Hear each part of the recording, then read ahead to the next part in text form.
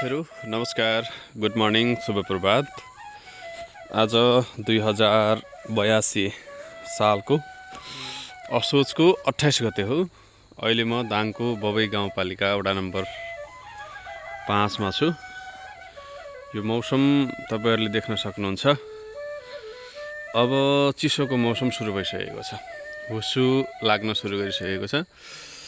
यो बिहानको समयमा अहिले ठ्याक्कै घडी हेर्दाखेरि 6:23 गएको अवस्था छ र अहिले अत्यन्तै हुस्सु लागिरहेको अवस्था छ बिहानमा। अब चिसो पनि बढ्न थालेको छ अहिले पछिल्लो केही दिनदेखि। त्यसबाट पानी पर्न चाहिँ बन्द भएपछि अहिले चाहिँ बिहानको समयमा हुस्सु लाग्न थालेको छ। यही हुस्सुको दृश्य तपाईहरुलाई देखाइरहेको छु। अब यो चिसो बढ्दैछ, यसले गर्दाखेरि अलिकति स्वास्थ्य अवस्थामा ख्याल गर्नु होला। र अब नजिकै तिहार पनि नजिकै छ, त्यसले गर्दाखेरि दीपावलीको शुभकामना छ।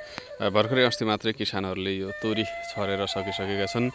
अब यो केही तरकारीहरू पनि तयारी अवस्थामा छ। म आफ्नै निवासको वरिपरि रहेकाले अहिले यो दृश्य तपाईहरुलाई देखाइरहेको छु। अब चाहिँ चिसो बढ्न थालिसकेको छ, त्यसैले तपाईहरुले ख्याल गर्नु होला। ल, तपाईहरु सबैलाई गुड मर्निङ।